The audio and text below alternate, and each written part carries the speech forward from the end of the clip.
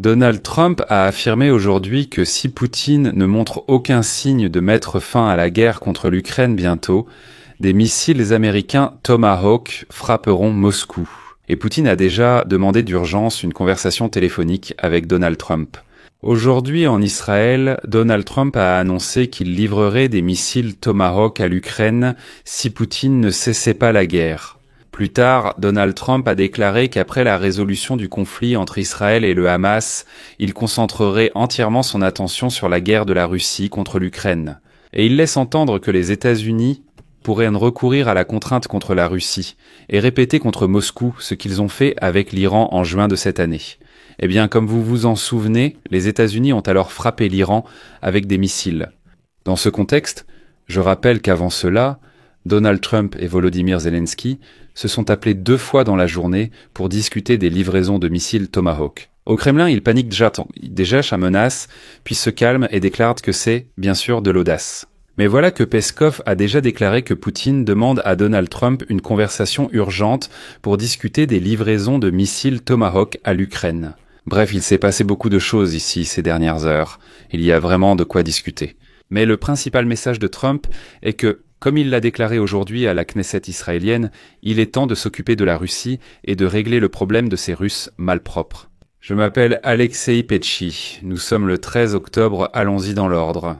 Mais avant de commencer cette émission, je tiens à vous rappeler que chaque jour, plusieurs analyses d'actualité sont publiées sur cette chaîne afin que vous soyez au courant de toutes les nouvelles. C'est pourquoi je vous recommande de vous abonner à cette chaîne, de mettre un like et d'écrire n'importe quel commentaire sous cette vidéo. Cela promeut beaucoup les émissions sur YouTube. Et si vous souhaitez soutenir le travail de cette chaîne YouTube, vous pouvez le faire en faisant un don sur n'importe quelle plateforme. Dans la description de cette vidéo, il est écrit « Soutenir la chaîne YouTube Alexei Petchi ». Choisissez le format qui vous convient le mieux. Je vous serai reconnaissant pour tout soutien de votre part. Le président américain Donald Trump a annoncé le 13 octobre qu'il autoriserait le transfert de missiles Tomahawk à longue portée à l'Ukraine et leur usage contre la Russie si Vladimir Poutine ne mettait pas fin à la guerre.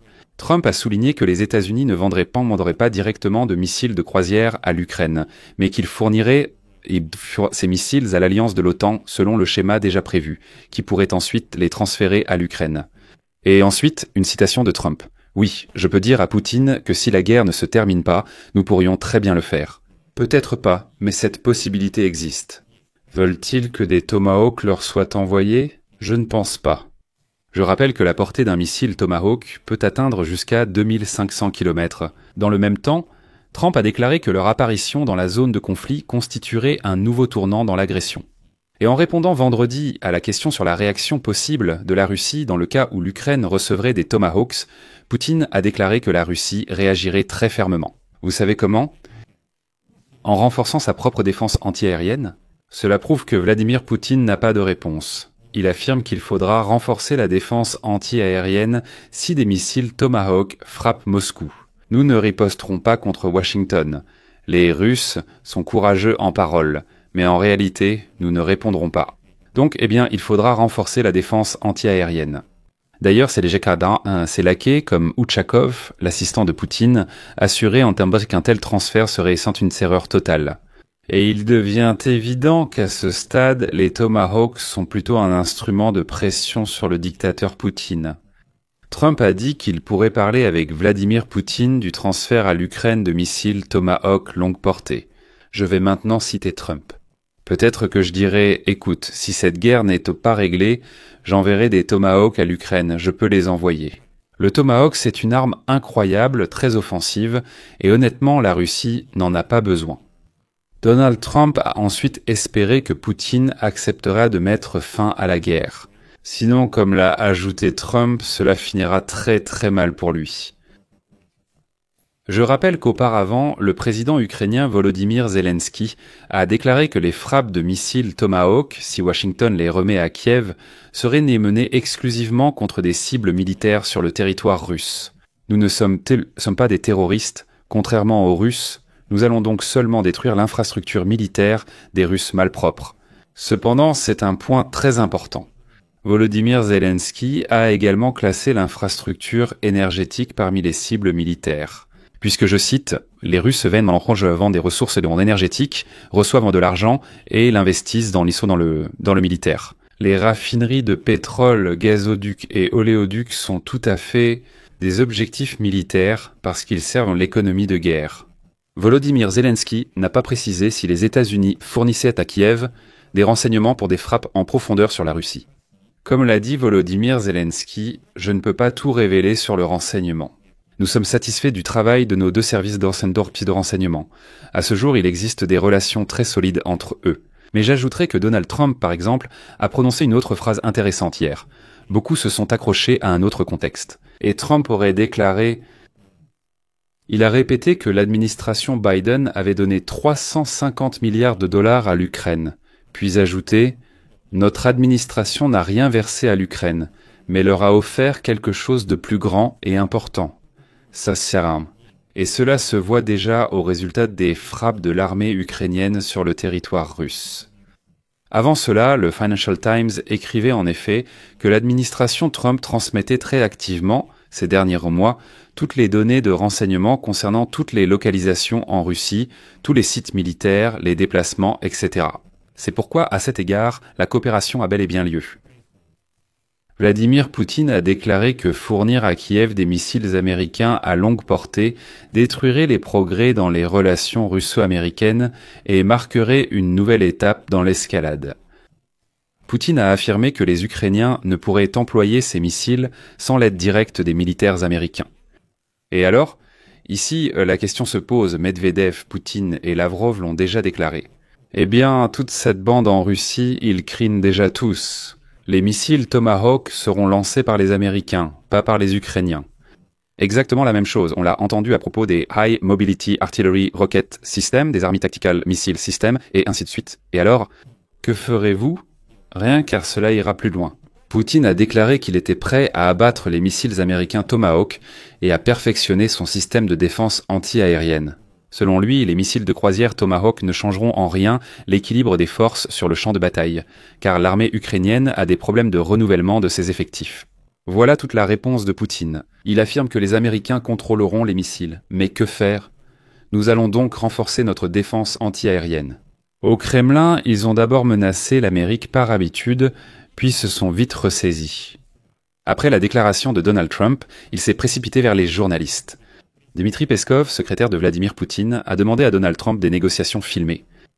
Dmitri Peskov a sous-entendu qu'il est possible d'organiser rapidement une rencontre entre le président américain Donald Trump et le dirigeant russe. Avec le président Vladimir Poutine. Le porte-parole du Kremlin indique qu'un appel entre Vladimir Poutine et Donald Trump peut avoir lieu à tout moment. Selon lui, Vladimir Poutine ne dormirait pas, prêt à répondre à un appel de Donald Trump. Toutes les options sont possibles, d'après Peskov. Donald Trump a évoqué cette possibilité, mais aucun accord concret pour un entretien téléphonique n'existe pour l'instant. Une fois conclu, la conversation aura lieu immédiatement. Je le répète encore une fois, toutes les possibilités existent pour organiser assez rapidement une telle conversation téléphonique. En traduisant du langage diplomatique, cette répétition c'est un cri du Kremlin disant « S'il vous plaît, parlons enfin au téléphone ». Dans mes émissions ces derniers jours, je l'ai répété plusieurs fois.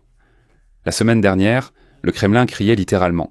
Il demande, supplie, mendie publiquement auprès de Trump pour des négociations.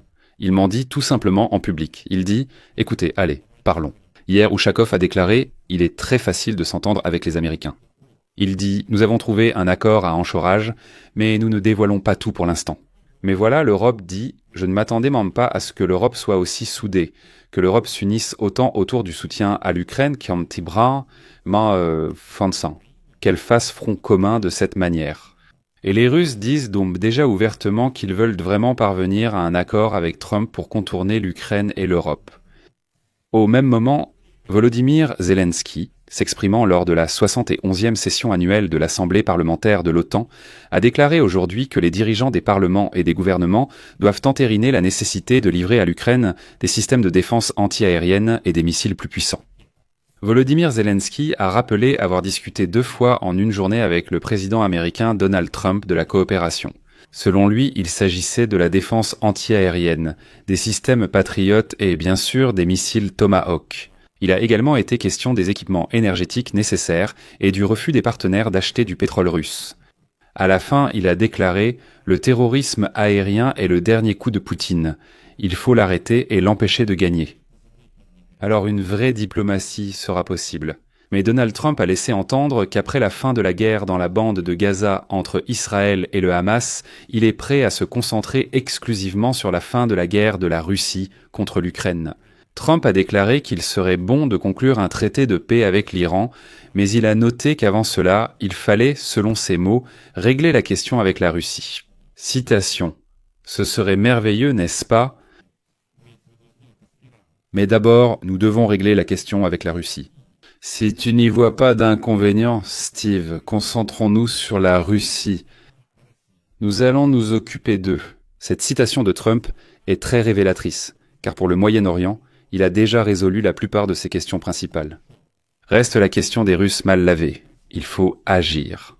Et j'espère vraiment que Trump va maintenant concentrer son attention sur la résolution de ce problème. Je vais mettre des points de suspension ici. Donnez votre avis, vos conclusions dans les commentaires sous cette vidéo. Abonnez-vous à la chaîne, cliquez sur la cloche et n'oubliez pas de mettre un like. C'est tout pour aujourd'hui, prenez soin de vous. À bientôt.